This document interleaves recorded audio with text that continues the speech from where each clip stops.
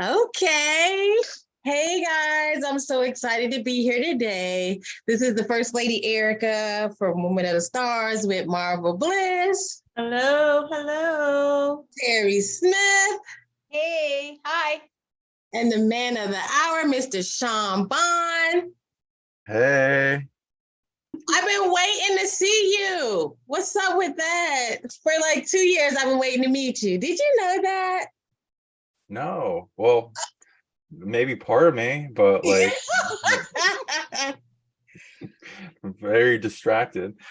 But yeah, glad to meet you. Yeah, I've been waiting. Part of me's been waiting 2 years as well. Okay. Let me tell you, I saw your interview on James Rink's show, and that's probably like one of his shows that I watched like maybe 10 times. I took notes, I was screenshotting, and you talked about the elements or the metals and the properties of those metals.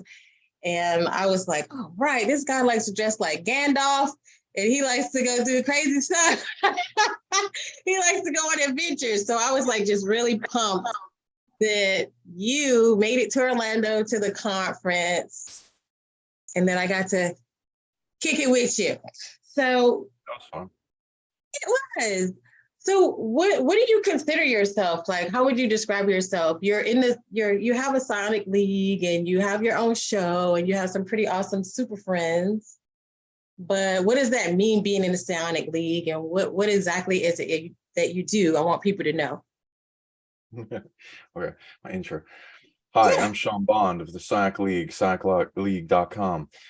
We are a group of super normal activated people that are in the awakening journey of this game, that of the light and the dark, and figure out what it is to be here, what we are, and what we can do to make this world a better place, bring heaven closer to earth. And through psionics, which is the accumulation of psychic abilities in all these different cultures around the planet, and activating the body to be able to do more mind over matter, it can amplify every aspect of our life and make things better, and bring happiness closer, mind, body, spirit, emotions, and beyond. And yeah, it's a growing group, and it's like I was like inspired by a bunch of dreams I had of other realms where I had like was in a group where we had like abilities, and it's similar to like comics and the Justice League and Marvel and other stuff. So I was like, damn it, why don't we have that here? And then so I'm like, well, I'm gonna make it. So that's what that's about. And yeah, there's a lot of other beings that are already involved, so it's like the reuniting of the concept from that's already existed multiple worlds and bringing it here. Wow. So what are I won't even say it. I want to be like, what are the qualifications and the application process for the Psionic League? But you have a really awesome team. I went on your website and you really help people with their memories and integrating their other lives or their, can you explain that? Like, Sure. For the qualifications, anyone can be a part of it if they want. We got groups. We're trying to expand into more groups. There'll be there's more upper chat rooms that like people that are more invested in it and want to build upon it though. And then eventually there will be like wizard schools online, and then locations and big like expansions in industry. But that'll be the future.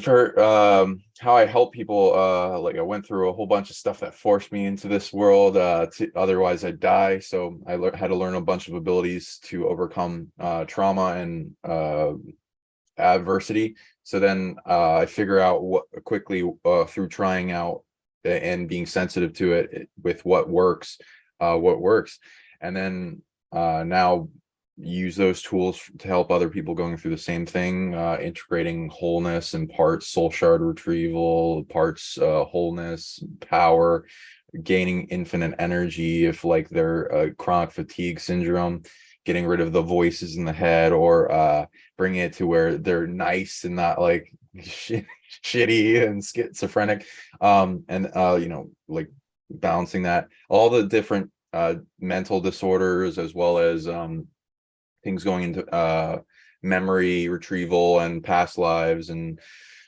data of who we were before the amnesia barrier coming into this life, and everyone forgets who we are for various reasons.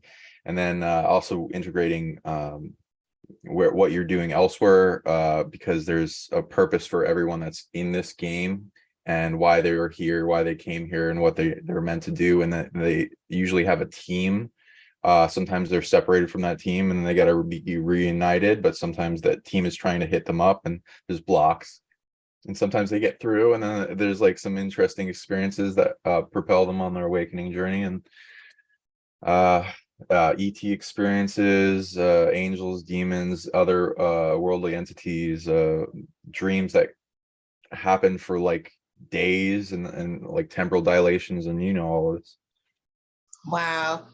So especially when you say dreams, I guess that's like a captivating part for people who can't remember their dreams, or people who are blacking out in the daytime, and just there's missing pieces.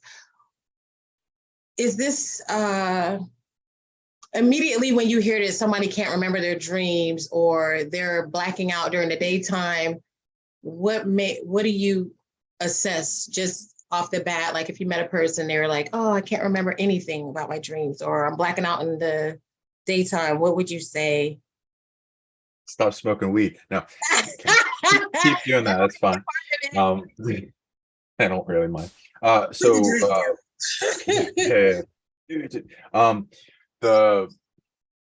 there's a lot. So it's common. There's ways to overcome it. I've also been through that too. So it's about the physics of the dreaming body and the experience, and be able to sync up the technology. In its purity, it's supposed to be working really well at our youth. It's usually the best it is, and then through traumas and night terrors and nightmares, we go through fear experiences that have a response to not want to see that, so it starts to shut down through our tacit consent, depending on entities that don't want us to have access to abilities, or they want to steal abilities. So there's that. There's stuff with the third eye. The dreaming body is usually centered in the gut brain, so it has to do with detoxing the gut brain, so the mucous membrane is clear of negative data. There's also things draining the energy from us, like batteries, so that'll go into it, because if we don't have enough energy, then it's hard to dream, especially lucid dream. If we have a lot of energy built up, then we can perceive more, dream, and then remember more. The biggest block that I'll see to remembering is usually good to know that we're dreaming all the time, even while awake. Dreaming bodies function like you have a main system, energetic layer on top of your body that I use like filing systems to relay. It's all part of this same system of different forms of light spectrum that we're emitting in biophotons, the auric field, etc., and the magnetic field. But I'll just call that the dreaming body. And so that is a local function, and then non-local, which has like biophoton emissions from a distance that are we linked to as a experiencing tech that we can send to non-local realms, and then tune into dream realms, as well as have them internally. Usually they're over cities or group consciousnesses, the aurora borealis, or like places held by the ancestors. And it's like exploring, looking for soul family, getting your parts back, having adventures, training abilities, reminder that this isn't the only dream, and this is a dream. It's just got more rules to it, and it's like every reality realm layer is the same type of like construct physics. Yeah, so, and then if you want to remember dreams, it's mostly in the filing system of the ego that I find is the blocks, because it acts like a filter to prevent people from remembering the transfer of their dreams. It's like integrating the the body tech back to you when the dreaming body comes back and integrates in. Sometimes it doesn't quite integrate well, and especially when we wake up really fast, and like alarm clocks, all that, and we get up really quickly, then that like disturbs the integration process, so we instantly start forgetting. So I'd recommend having like a journal nearby, so you barely have to move and you can just like write it down. Like, well, not like looking at it, the keywords, just remember as many keywords as you can, and that will open up the door. The ego, to guessed with his moth, but the so the resolution process in the filing system with the ego is that it's a survival mechanism. It's meant to protect us, but it gets self-defeating often. So it will take in negative data from the environment, the DNA lineage, trauma, other people's ego attachments. So and us like, let's say an entity or something that doesn't want you to dream, and it's like block dreams because they'll have a multidimensional experience. I don't want that keep them asleep. If there's like a big entity, for instance, that attaches and then just harvests. Most entities don't give a shit if people know they exist. They don't want them to, because they can just harvest off them. It doesn't require belief. So the ego will automatically try to protect us from that entity by growing to the size that needs to be to stop it. And that will also go with inflation. You can kind of see a part of your energetic body inflating along the tracks of your higher self, however big that is. It's like this big ghost aspect of yourself that does chess moves around the planet. So the ego will grow along with that, and it will kind of compress self-defeating programs to try to hold that back and quarantine it away from your soul. And it's like layers. Anything that wants to penetrate and attach to a person has to get through the layer of the ego and the shadow. Carl Jung's shadow, the box we put in self-defeating programs that center in the root chakra, the ego centered in the solar plexus. And so both things will inflate with self-defeating programs, depending on what's attached to it, all of that negative programs. And eventually, as that gets bigger, there will be an aspect of that, like people call them alter personalities and all that, and the ego, that are like fractured into compressed trauma to keep it back from spreading as a survival mechanism. That will take on the qualities of the thing trying to incur. So then that will be self-defeating and flood over, and it will drain energy because it's right next to the solar plexus. So people, when they have inflated ego, it doesn't mean people egoic, because like this happens to me every day to prevent entity attachment. It's normal for everyone. It just 1 second. The ego though part is there to protect you. Like some people talk about destroying the ego or killing the ego, but is that even something that can be killed or destroyed? And then you go back into no, you can't kill it. Firing like two rapid fire guns right now. I love it, but I'm gonna have to watch this like 10 times. I already know. No problem. I understand. So yeah, the symptoms of the ego when it's overwhelmed is it gets chatty. There's a weight on the heart. You start getting drained from the solar plexus because it needs energy to support itself, and sometimes it doesn't ask because it's like it keeps going.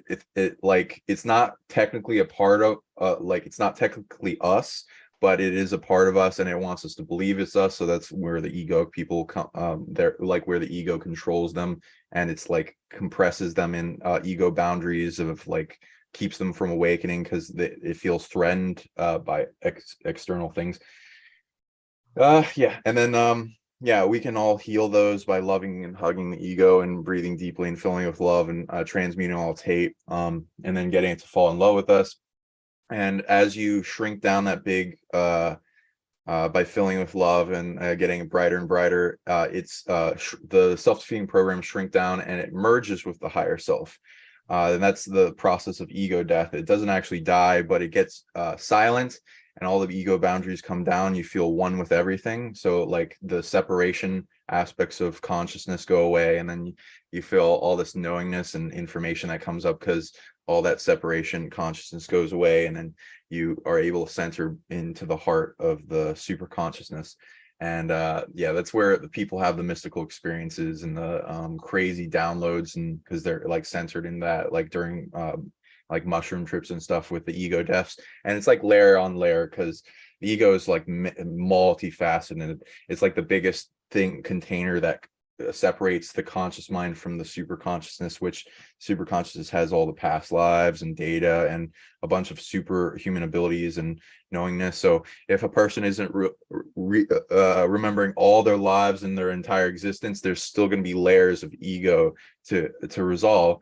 And even like gods and stuff, and whatever people believe they are, they will have layers of ego. It's a thing most people have. There's a psychological aspect in the survival protection that all species have. Then there's like a reptilian brain and parasympathetic, sympathetic, autonomic nervous system of all automatically running program aspect of consciousness that's like a separate file that can be self-feeding or not. And it's like the serpent that wraps around the egg, and the Orphic egg can either squeeze it to death, or it can protect the egg so the divineness shines. And there's like certain species that have developed a proficiency in that technology, and that's one of the multidimensional tech we inherit from the biggest beings that are good at in divine ego, or like the Greek gods, and like the lineage going back to Titans and bigger things. But yeah, there's a lot to it, and yeah, it doesn't die. A good movie to go into for somebody that wants to learn how to overcome their ego or become united with it. There's a lot of different methods people tried. I tried all of them. The best method is becoming friends with it, because it doesn't die. There's a movie called Revolver, and it like has Jason Statham in it, and it goes into like this nice little journey that will trigger the shit out of people when they watch it. Wow. When you're talking about the ego, it reminded me, one of my teachers, she talks about the body diva. And so we have this spirit and we have this body, and we're trying to play nice with each other, right? Because what happens is our mind and our spirit says, go do this, go do that. And our body is like, no, bitch, sit down. Like, I'm tired. And we ignore the body a lot of times, and we don't give it, you know what I'm saying? Like, you're not rubbing your toes, you're not rubbing your ears, you're not loving on your body. And so your body rebels against you and basically starts to attack you. I don't know if you had something to say about that, like the body, how the body attacks, and how to actually put more energy into loving your body, and so your body can love you back. I like that question. I like how you put it too. It's funny. Sit down. I can't help it. I love it. Keep doing it. That's great.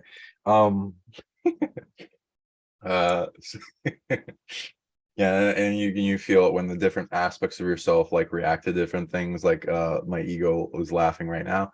That's great.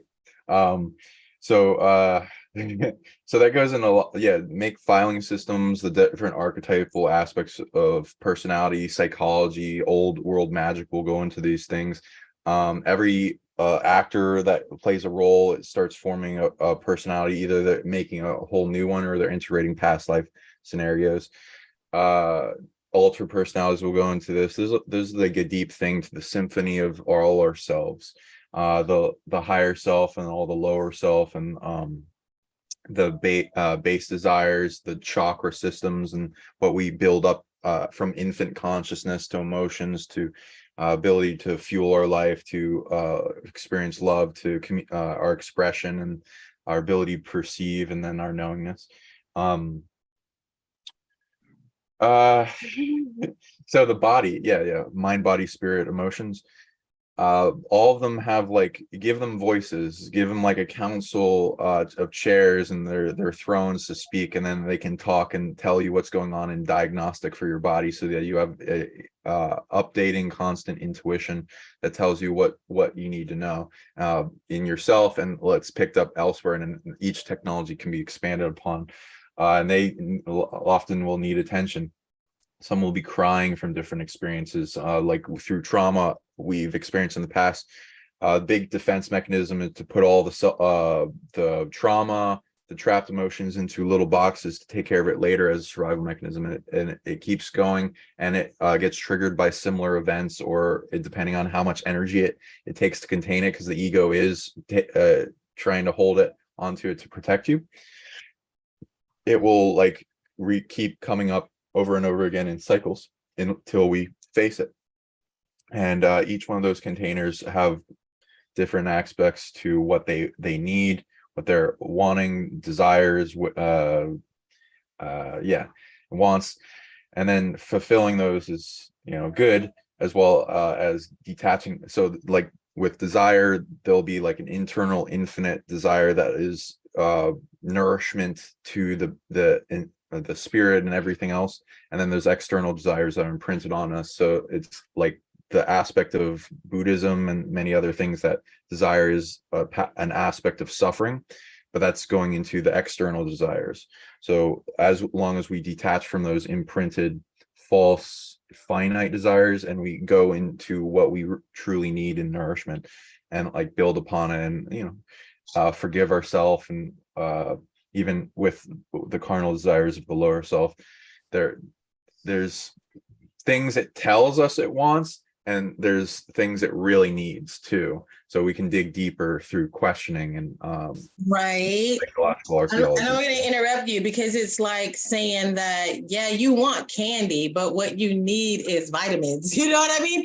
And so you're like kind of stuck in this mode of wanting to give into your basic desires, but and at times we can ignore the needs. I love the fact that you said give them each voices, because we're not listening. And that's the problem, is like we need to listen. And so a lot of times, even for example, in the past couple of weeks, I've been like really, really hurt by something. And I had a session with someone else, and they said, "You're hurt." And I was like, "Am I hurt?" And they had to like tell me like, "No, you're fucking hurt." And they're like, and then I was like, "Oh, wait a minute," a tear came out. like I was so into putting whatever that was into a capsule and being like, okay, I don't want to deal with this right now. I want to move on. But it's so fucking damaging to us if we try to keep moving on and keep pulling all these little things in these containers and burying them without dealing with them. And that's where you're at right now, right? With what you're saying. So I just wanted to say it in plain English for the slow people like me.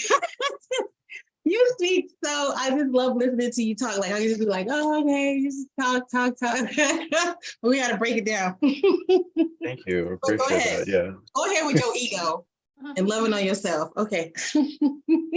Yeah, and like same thing with all these and like digging deeper, some like there'll be multiple voices. Some of the louder voices aren't, like going towards the lower self and the ego, and what really wants attention, like throwing shadow, or a baby throwing a diaper to get attention, and then like digging deeper to the core of what it really wants, and like love or something. Same thing with like demons or negative entities or anything. They have what they say they want and their true desire, and you can always ask like, "Oh, what do they truly desire internally?" And it'll be a different answer.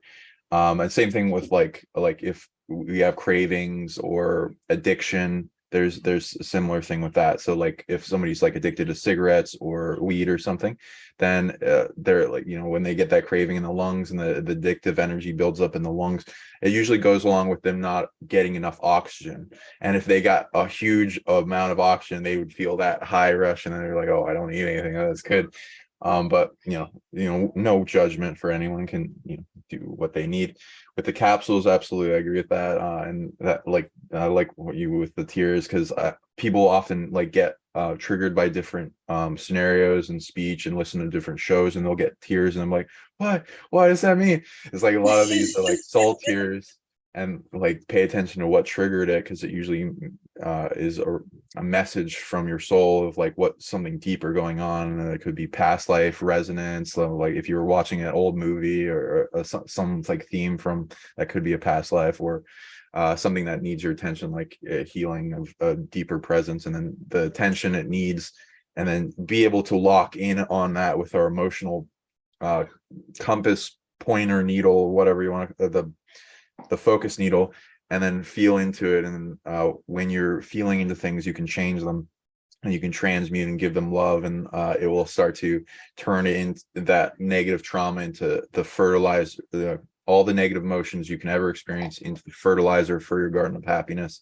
And you can build up like positive magical infrastructure that from all these traumas and pain we've been through, and turn all the pain into power and magic and force and enlightenment and etc. And that is like this magical thing, because a lot of people want to avoid feeling. I know for myself too, there's things you want to avoid feeling.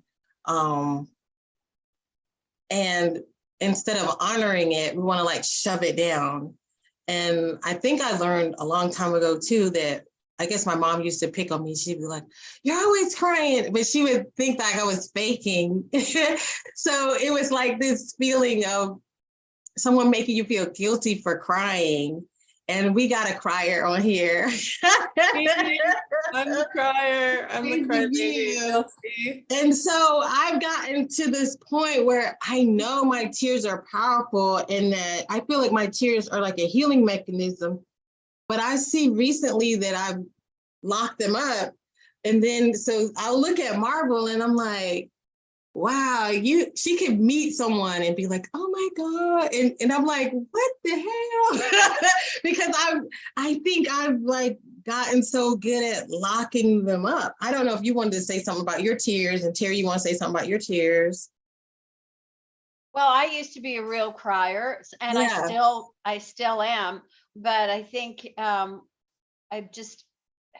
they would come when I wouldn't really understand what I was feeling, but I'm more in touch with my emotions and with my feeling. And so now the tears do well up, but I have a little bit of a better control. But a few years ago, when I was, younger, it was just like anybody looked at me the wrong way and I would burst into tears. Yeah. So, and I would find that it would be embarrassing too. But now like I've done over the years, I've like spent a lot of time contemplating about things, and so I still tearful, but I'm a little bit more aware of of the emotions behind them. And Marvel? Yeah, so I'm just a crier. I don't know. Like it doesn't even have to be a good movie. The scoring of the music was just like, oh, like that's all it has to be. It's like a good sad song during a certain scene, and I'm just like bawling my eyes out. But yeah, I'm just trying to be less stoic because I noticed I was being stoic, and it was more so tied to a past life where I was like in a warring situation, and I can't you can't really show emotion. I mean, you could, but you would be looked down upon. So really, and getting in touch with that feminine and getting in touch with how I'm feeling, and like just not letting it choking it back, but actually letting it flow. And also Dr. Emoto's science about water and about tears also helped me realize that different emotional tears, like a happy tear versus a sad tear, and the different hormones that it's releasing when you are feeling certain things. And also it's like washing over your frontal lobe of your brain too. So it's like a cleansing process because it's saline water. I mean, that salt is a transmuter. So yeah. You know what is crazy? I would never have considered you a stoic. The idea of a person not being able to cry makes me want to cry. Like, I'm like, oh, it's so sad. Like, Yeah. and I haven't even been crying lately. So, oh my God, this whole conversation is making me like get in touch with my feelings. Anyway. Good. Yeah, do it. It's tears are wonderful. They're an infinite healing in each tear. They do so much. They speed up the timeline of growth and healing and purification. They're even used in magic. Like people like will bottle a tear and then they'll use it for later, and they can use in like baths and stuff. Oh my as God, I need to purification get a thing. bottle. Yeah, and So like there, and especially if you have like different DNA lineages of like mythical creatures and other like founder races and other stuff that are good at that, then that like will amplify it even more. So let that river run free, girl. Oh my gosh. It's good. And with the soul tears, that even more so. I have a weird thing because I've been kind of like up and down with being able to cry and not being able to cry. After like thing with a hell realm that my consciousness was put into, and then I cried so much in that it it kind of, I can't really cry that much anymore, even if I want to. The last time I cried was when my dad died, which is, you know, a little bit ago, but um now I just emotionally explode in a good way, because I use it into working out. So like because I'm good at controlling and influencing emotions, and I'm using it into mastery, and then I'm good at transmuting them. And now I'm like learning infinite energy, and one of my ways to gain infinite energy in like workouts, which I've been doing every day, and I can like work out for hours, and it's wonderful, is like to tap into different emotions. It's like creating fire is a light aspect of a light type of energy or an emotion that I am mastering in the day, and that usually comes from heaven realms that have interacted with me in my life, and me gaining access to that. And that's coming in through with the oxygen as I use breath work, and then taking the carbon that goes into creating fire, which is the shadow or the shadow work in some negative aspect or negative emotion I'm holding on to. A lot of times it'll either be sadness or some type of variety of that, or anger, or you know, the different you know, explosive energies, and then I'll combine them together with love and acceptance, and then it starts to upwell an explosive amount of energy that like pulses through all my body and muscles, and it's like kind of like screaming internally. And then I just like work out into it like I have a fuck ton of energy all at once, and I just keep going, and then I gear up with the breath work to do it again, and then I can just keep going. So I let out all this emotions that sometimes are in me, sometimes aren't. Sometimes I'll go out and go after a big ape multidimensional predator that stole the authority of this generator. Yeah. That stole the authority of this emotional generator, and then I'll like capture that, and then heal it, and then like the generator of that emotional authority is consciousness itself. So I'm like letting it know that it's okay, and you're in better hands, and I'll treat it well, and then I'll let out all its negative emotions, and then convert it into a positive expression for the world, to go where it needs to go. And then that also helps me in, because I can turn into power, magic, and a bunch of positive things. And if it doesn't want to be transmuted, then I can have it go to where it needs to go. And so I'm kind of every day having a bit of an internal cry, but I don't cry that off like with tears, but energetically and explosively I do. I think in the overall too, when I think about, you know, our purpose and what we're supposed to do is bringing light into the world and helping others.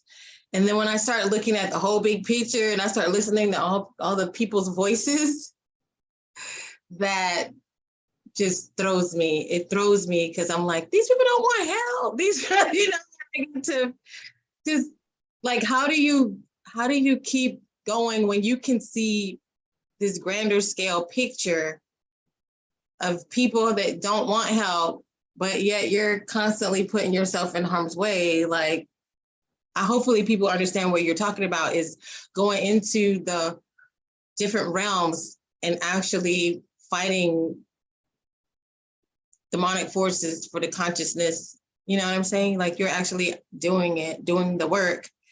And how do you keep doing it when you can be here and be like criticized, and someone's like, get the fuck out of here, you're faking, or you must be crazy, or, you know. And I've seen you too take on a table of 5 and try to and explain your point of view and your level of consciousness. And I'm not even sure how it was received, but how do you do that? How do you with extreme kindness, and I like look into their spirit and who they are and what they've been through and the pain they're holding on to, and like what is the causation behind the compression of their ego boundaries that lock them into a certain reality. And I have kindness and compassion for that, and I reach deep into their heart, and it's mostly with emotions that I reach them more than anything, and let them speak and hear their truth. And if they want whatever they want to hear, I haven't, like, that was like the last time. I don't usually work with yeah, I don't go deep with like the With normies. random people, basically. Yeah, because like, I can't hold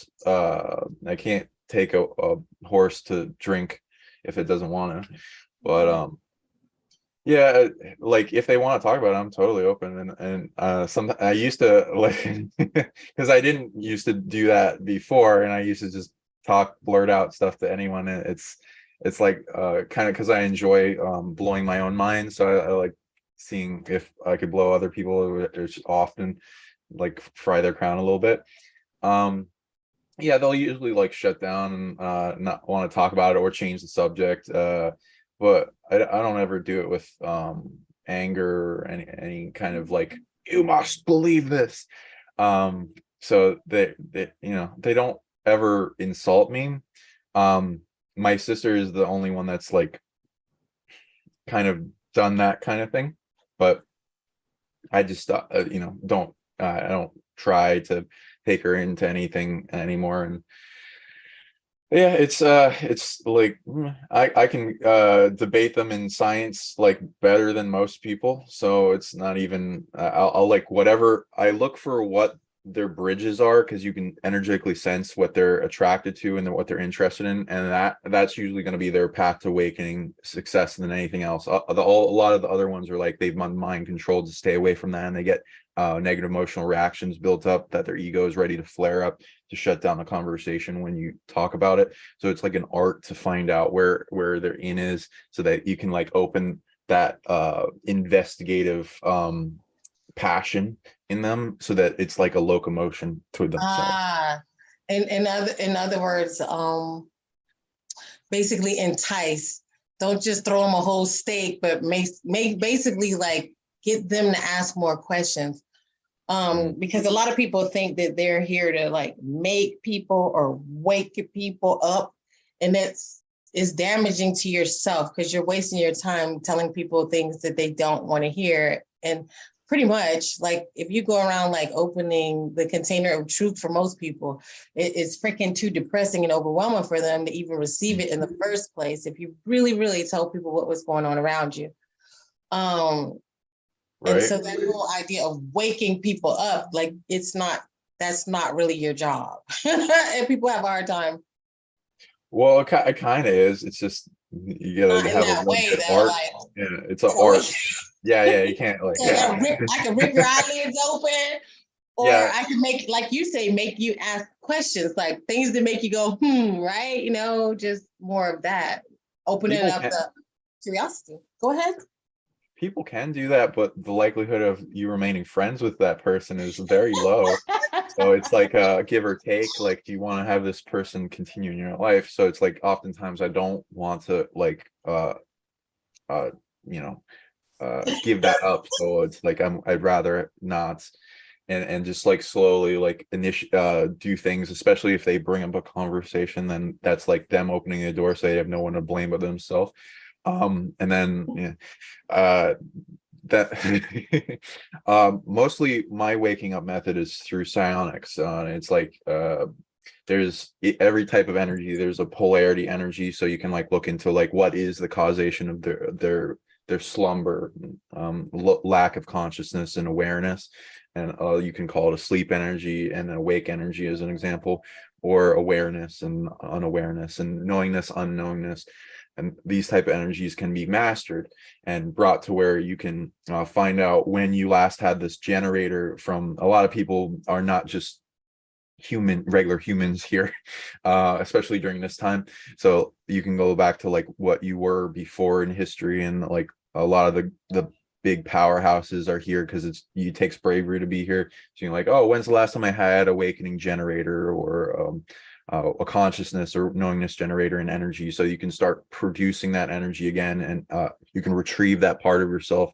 Like usually a lot of people lost it at the fall of Atlantis, so there's a lot of things that invaded and stole people's stuff, and so you can like go back in time and send healing and love energy packets back, fortressing, protection, offense, defense, camouflage, loving, detachment, destruction if it's a really big predator, to keep things off of you during that time right before it was stolen, and protect it, and to get that part back through the lives all the way to the present. And then when you get that back, you can heal it up and make it feel safe, because generators will shut down when they don't feel safe, like healing the ego and the shadow. And then when it opens up, it will start producing more and more energy the more safe and fortress it is. And you can do things with the universe and earth to earn the ability to produce more, and then start distributing to your own soul. Like awakening is good to start with the self. The parts of the soul are still dormant and asleep, and they're like surrounded with this big ball of sleep energy, and there's a big chess move over every person, chess game over everyone that's asleep and also awakening, to try to prevent them from, because they have a big outcome on the timeline. So you can transmute all that sleep energy into awakening energy with love, and wake up more aspects of your soul, which have generators, memory, knowingness, superhuman abilities, all this kind of stuff. And then they gives more locomotion to fill up your own cup, and then that cup fills over to the surrounding people around you. You can then go out in radius and start waking up the area, and then have a positive impact on the future through the awakening. I'm getting nervous because the electricity is shaking, y'all. So the guys, they love you. Lyndall, Dom, Carrie, Sandy Sue, Renetta, which I think is Rodica. I'm not sure, but Renetta, Nighthawk, oh my gosh, Terry Priest, Tina, you guys, Clary, Lisbeth, Sam 76. I love you guys. Hey, everyone. Hey, Grounded Starseed. We love you guys. I know it's like a last minute in the middle of the day. I couldn't even decide whether we were going live or were we recording. And I was like, fuck it, we're going live. Like, Fuck it. Yeah, exactly. Yeah, man the something. I don't know. Man the ships. We're going live. And people were kind of caught off guard. So in the middle of all our chaotic lives, how did you even get to this level where you are so connected to your higher self? What was like the trigger event that got you to be like, oh my God, look at all these different altars I have, look at all these different lives I've had. And can you live this powerful life without connecting? Because it seems like what you're saying is that we do need to connect to the fragments, and we do need to connect these fragments. I've also heard other people say that altering the fragments is not necessarily a positive thing. Is there ever a case when you should leave your fragments alone? And then too, we're living in this body, this life right now. Is it possible that we have fragments walking around right now, and are we taking anything away from them during our healing, or are we integrating all of this together? What should we be doing with all this integration, and when can it be harmful and when is it good? And I know you like to ask long questions like that because I saw you, so I know you just retain all that. That's how fucking powerful he is, y'all. He got all that. In that long question. Yeah, I got the points of it, so I'll try to answer every one of those. So I appreciate the question. It's a really good one. My awakening journey isn't conventional, so I wouldn't suggest it. My trigger mostly happened through intense amounts of pain and going through a hell realm for a compressed amount of time, and a torturous amount of experiences that propelled me to learn everything that was being used against me, and then have a counter to it, and then because it had all these predators in it, and then learn everything they know, and then become my own apex predator within that, and versions of myself, angelics, and helpful team helping to get me out, and a part of me. And then because I was fractured into millions of pieces, and then after getting out, pulling out all my parts and then integrating them and dealing with all the emotions of each of it, and wanting to deny it happened in the first bit, and then because of all the emotions continuing to come up, and every time I ask, like, why the heck do I gotta go through all this, and it just keep going back to that, and then replaying, and then getting the memories each time I integrate a part of myself. So that's that.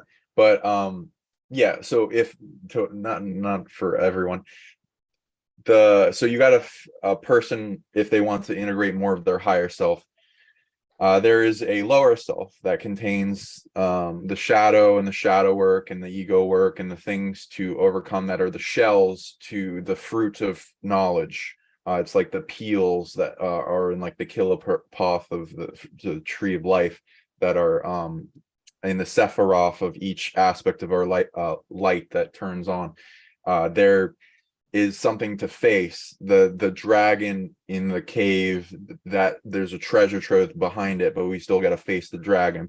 As we're able to face that dragon and overcome it, I prefer doing it through love and integration, and transmuting what it's got going on, and then that being, because a lot of these are ultimately us. Sometimes there are other beings like demons and stuff, but still ultimately going back to source, that is still us.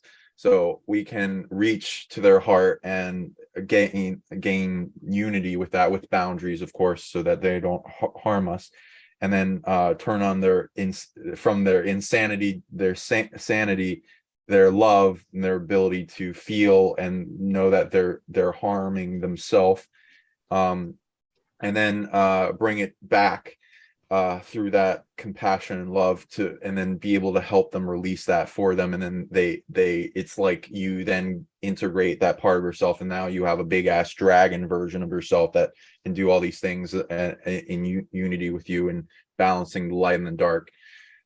So it's when you want to rise and make the light brighter, if the light's on its own, it oftentimes it's like a beacon, and all these dark things in the unseen get attracted to it, and then attached to it, and then start draining from it, and lessens it and wound it, and then bring it back down in light.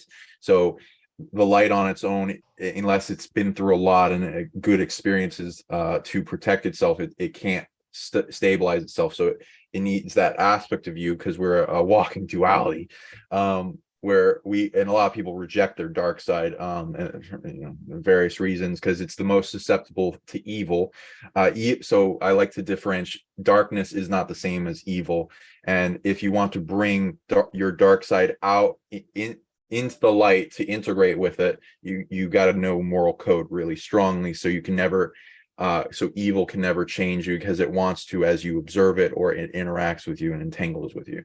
So if you're able to be strong in moral code, you can stabilize, and then you can they can start trading with each other, light and dark. It's like marriage counseling between the polarities. They usually don't like each other, so they're very separate. So you the light's like, oh, he keeps throwing the darkness at me and the shadow. I don't like it, and I want to separate. And the dark's like, oh, I have to hold all this weight by myself. Good. Can I insert something, add something? To me, this is like a person who wants to be a warden at a prison, right? Like, your job is to keep someone else in jail because they've done harm, or like you're the executioner, right? But at the same time, you have to do something dark to achieve this purpose. And at the same time, you're getting tortured because you have to use this dark part of yourself to get this job done. Would that be like an accurate type of analogy to bring that type of example into play? Like, where you do, and then when you say darkness is different from evil, because a lot of people, when I first heard shadow self, I was totally afraid, like, what? They fucking with the shadow? Like, like, I don't want to fuck with shadows, but there is a part of ourself that, like you say, like the ego is there for a purpose, that the shadow is actually there for a purpose. So dark is there for a purpose. So hopefully I didn't destroy the continuity of that, but Oh yeah, I can kind of see what you're saying. Yeah, the execution. I'm not too into death penalty and stuff unless it's like, a necessary thing to do with like a really horrible evil, which I have come across things that are like love predators that steal billions of from energy from billions of people, and that lowers the level of love in people so they can't overcome it, because love can conquer everything, but there are levels, and like a certain level, some predator you need a level of love, and if it's limiting your love and so you can't overcome it with love, then the thing you got to do is destruction it. And that goes into if Earth has a bounty on those beings. And when I was first getting in destruction, I'm like, I don't want to do this. I feel like I'm a bad being. And it's like, go with moral code.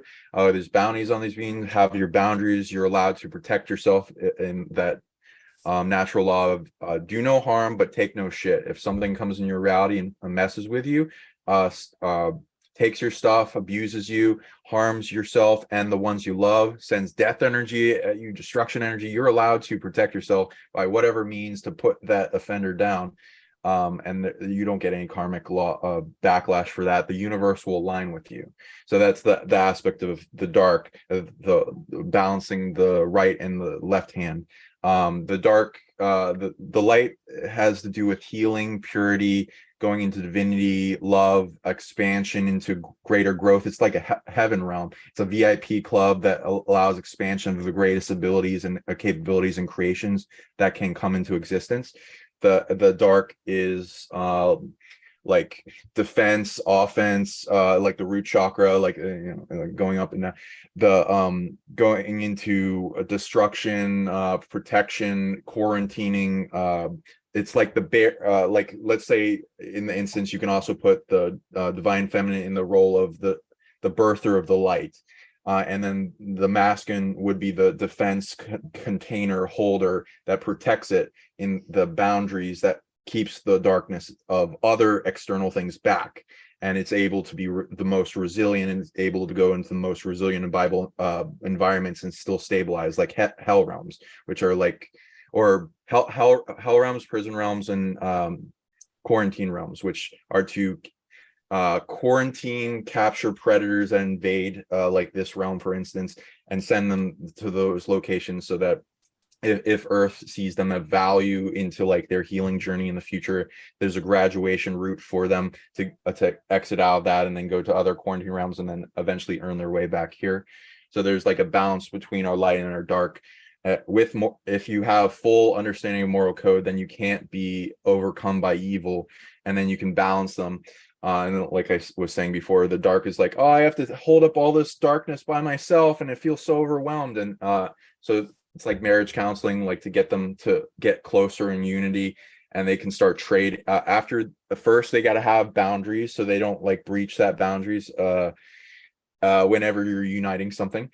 And then when they define that well enough and they don't cross each other's boundaries, they can start trading with each other what they're good at. And the darkness wants purification, healing, love, security, loving detachment, and the light from the dark wants protection, offense, all defense, destruction, all the root chakra stuff to prevent and ground and stabilize and make it easy to survive and thrive in the reality.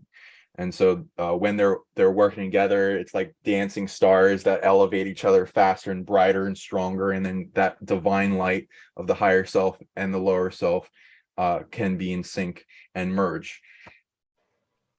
And same thing with every polarity, there's a merging process with them, like the masculine and the feminine, and they can birth the divine child, the higher, lower self, the inner child, the inner elder, all these things. And as far as our existence here, are there multiple versions of ourselves here, like all living right now, like together right now? I don't. Thanks for going in that. I almost forgot. Okay, just I had to check myself because I told you about my memory. So. Yep. If people look up the movie on the show on Netflix, Sense8, that'll go into a very triggery process for simultaneously existing selves that we have around the planet as chess moves to learn skills that we can eventually link up with and track back and contact telepathically. But be careful, you don't want to contact a sleep version right away. You want to influence them to awaken, because if you start talking to them in their mind, they'll probably take medication afterwards, and then it will shut down, and then it's even harder. But if you can start talking to awake ones. Sometimes they're not humans, so sometimes they're inner earth species, or your animal consciousness. This will be the natural process of our light trees. You can see your soul as like or source as like the Big Bang, or whatever, the fractaling of consciousness and the expansion of experience of light in the hologram, light splitting infinitely, that still holds all the data in that oneness, all having its individual freedom and free will to expand and become its own personality. And in some of those branches we claim as ourself in a group, they can grow, they can go to different planets, planes of existence, and grow to such a tremendousness and capacity and density that they can naturally then divest themselves into multiple experiences at once. So you can see, like the first time you immigrated to the galaxy, a big higher self version of you centered it into the center of the galaxy, and then expanded out into multiple experiences, and then is now monitoring and managing all those experiences, and giving it nourishment of what they need, and then having them fractal out to more and more experiences as they go. They'll usually still have versions of themselves anchored in different places, and then as they grow in that place, then they will have a part of that migrate to another place and then keep branching out. As you get here, a lot of the times I read souls will put parts of themselves in other realms, like in species, to gain the different tech and experience of that, so they can then carry that to the rest of their being. Some of them will have them like their consciousness in a whole school of fish, whale populations, trees, protecting the rainforest, and learning that part, like a divinity or like an angel, and then going through the different experiences. And then of course with the human experience, there's a lot of remedy and transmutation and resolution of drama from past, and overcoming of all these traumas and things we originally came here to do, and with the intelligence and being a big protector for the planet. And people can train every time you come to a planet. There's a lot of purposes and goals for coming. They can go through the school of each planet and then learn how to do everything the planet can do if they want. They want to know if you're going to be a part of the galactic dudes, because they're like, we want you. I'm gonna tell you though, it comes with a price. You have to do some work if you want to get these questions. I got initiation. Yeah, not you. I'm telling them, because I expect for us to go out and do this grid work, because you're into doing this work, and I'm looking forward to you dropping some assignments like, hey, I'm telling you about these big rocks. I know the big rocks are markers. They're like magnetic markers for ley lines and things like that. And telling you guys, I'm not going to say it, but we're going to do some work. And I'm like, Captain, tell me what you want us to do on what day, what time. And we all just go out and just start doing this work. That's what I'm excited about. So listening to what you said, though, they were really excited about, like, is he going to be a galactic dude? But listening to what you said is, it comes to mind that what possibly that you could be saying, when we get our animal totem and things like that, that it's partly a portion of us in our own animal totem. Like our souls have connected to that, and that's how it ends up being our animal totem. Is that possibly? Like, do you understand what I'm saying? I love working with animal totems. I got a native Shatta Indian in me, and so I like go into that heavily. It's an aspect of the light body that you can program as an aspect of your consciousness that syncs up. anytime a person interacts with an animal wisdom, animal medicine that comes to you, you can start trading with that animal. And then one of the technologies you can gain is an aspect of your light body that extends and expresses itself as that animal with its gifts, its knowledge, its medicine. And it can be a thing that you're like, oh, eagle self, go out and search for and things and help me manifest this in my life, or whatever the animal type is go out. And I usually see like totem upgrades as like achievements in video games that people have earned when I was reading when I read them, like a totem pole that like goes upwards, and they can like infinitely gain more, but like sometimes they take a lot of effort depending on how big it is with the animal type. So there's a lot of animal I don't know exactly what you're talking about with the galactic dudes, but I'd love to hear more about that. It's a group that we're all in. So we're in the galactic dudes, we're in the galactic chicks, and we work together sharing information. We're in the I don't know what the name of the Jedi group is, but there's a Jedi group, and so we just share things.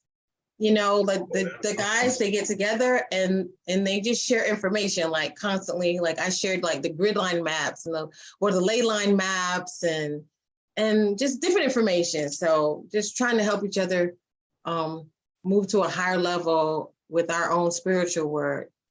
And that word, it comes up, y'all. Word. So they got, some people said big rock anomaly in Okotoks. I guess there's an anomaly in Okotoks. Blue Jay, Hawk connection. Well, so there's Dom. My guess that was Dom that said that. Was that Dom that said that? Yeah, the Blue Jay.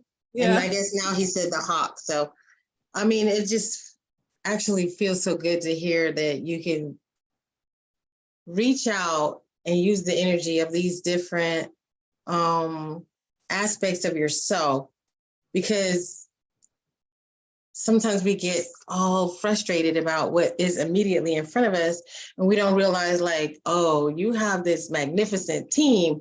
From what I learned, that you have a team of 33 with you. But what do you say, Sean, as far as like what team we have with us, as far as like our ancestors,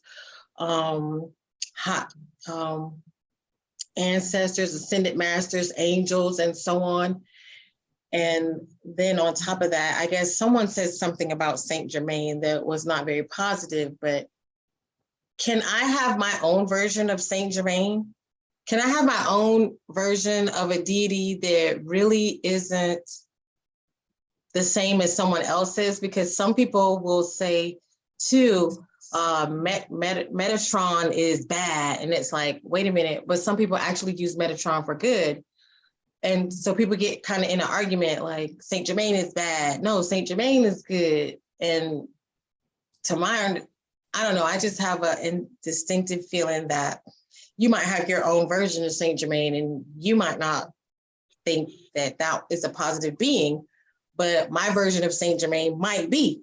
So I also kind of worry about people going outside of themselves so much to ask somebody else what they feel about Saint Germain or what they feel about Archangel Michael, when you have your own relationship with these beings, and it might be negative for that person, but it might be positive for you. Love the question. And I realize I didn't ask some of your older questions, so I'll like address those real quick, and then I'll go to the ones you brought up real quick. With being careful of the fractured altars and like not like, you know, yes, there's other versions of yourself. If you're integrating all parts of yourself, you can take copies from them so that doesn't interfere with their journey. So it's not going to like rip them out of their body and they're going to collapse or anything like that. And you can like trade towards wholeness. And then there's like sometimes souls will have a goal to like split up and then come back together. And there's also a dark method that they didn't earn the right to gain and divest themselves, so they just fracture themselves, or they fracture minions and they make multiple, and that's more of a they need to come back together or something.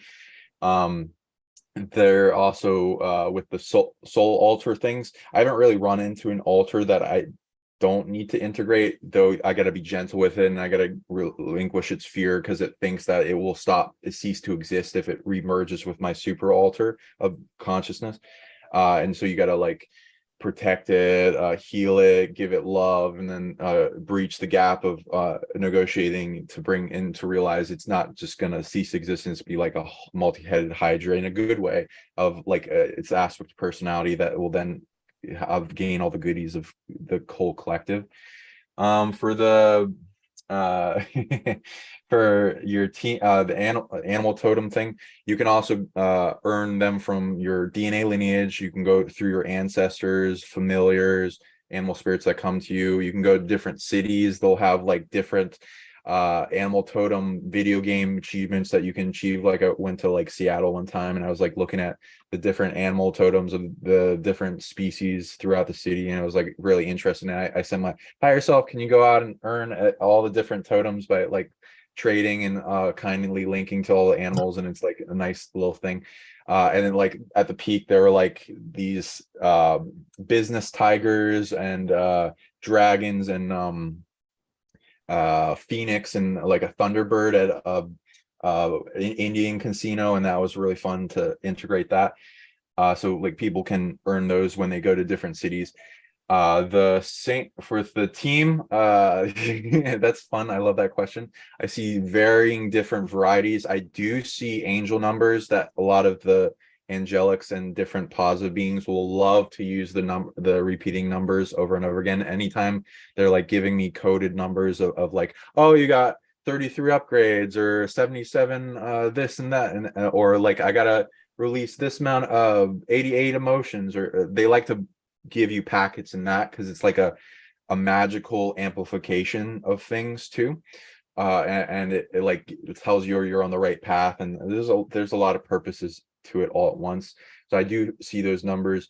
I don't see any particular number being the limit. They'll usually go along with commonalities, and you can see like the overall population have a commonality, but people's spiritual entourage can be vast. I usually see an orb above the head that represents the spiritual entourage entanglement of everyone that's working with them. I see it in onions layers, and people can gain an infinite amount of onions of delegation of their most trusted guides at the center that they trust, and then outward bubbles of rowdy that they delegate to. And the more you do in the unseen, the more authority you earn, the more places you go, the crowns of authority you earn, the more beings you make friends with, an impact to the where they want to be a part of your experience, and some, especially if they have the capability to bilocate and be, you know, especially as they advance, which the angelics and the heaven realms teach, they can make a being be able to be in multiple places at once, so they can then exist in this person's spiritual entourage all the time, or whenever they're not like putting private mode on, you know, and so they can be a part of that entourage that you delegate to, and then say, hey, can you get on that? They'll be good at different things as you develop into yourself and who you are, your soul abilities, and integrating past lives. That inheritance will also come over. The more responsibility a person takes up, the more power that comes with that. And then that also, like, oh, you integrated this time you're in Lyra, and you had like a bunch of you were a general and you had all these fleets behind you, and that like sometimes physical armies can like show up like when they find out who you are. And then there's some cool things with the spiritual entourage in physical and unseen spiritual that a person can integrate. Sometimes they could be from a distance, light, neutral, dark armies. The dark armies usually have boundaries, you like working with them in quarantine or hell realms, and they beat up negative apex predators and then get soul parts back from all these groups and yourself. And a lot of the superpower abilities that were stolen at the fall of Atlantis were taken by demons, and some people, if they want to get their superpowers, that they have to get them back from the demons in hell, which is not, be careful with that. But if you gain armies, then you can then initiate ways to get these parts back and then distribute them back to the people after you clean them up. And there's all these different purposes and abilities you can go, and this also goes into conjuration, magic, and working with spirits, your guides, guards, sentinels, and going on vision quests and familiars, all of that tech. Then with the Saint Germain thing, a lot of these very powerful mover shakers on the planet are interesting spirits. They're complicated. They're not always cut and dry, light or dark. Would you say morally ambiguous? That was a word that was thrown to me. It's like moral ambiguity when you're dealing with gods and other beings. Nobody is absolutely good and no one's absolutely bad, including ourselves. So there. Right. Exactly. And not everyone has a solidified moral code that is in full alignment with natural law. They go based on their intuition and what is needed at the time. In scenarios like people that are beggars in the street or pirates, they'll have a moral relativistic code based on their situation, what they needed to do to survive, because morals takes a backseat. Morals doesn't change, but people want them to. It's more of like, it's not the priority when you're in a survival situation, but as you get out of survival into thrival, then it's a capability that advances your light faster, and you get more authority when you're seen pure of heart by beings. They seek you out as a champion because they don't see you as like you can betray them easily, and you know, worthy. So there's a lot to moral code that I recommend in making it like really good and pure. There you know, with each situation in the remedy of karma, there are people that will make a whole part and branch of themselves that's like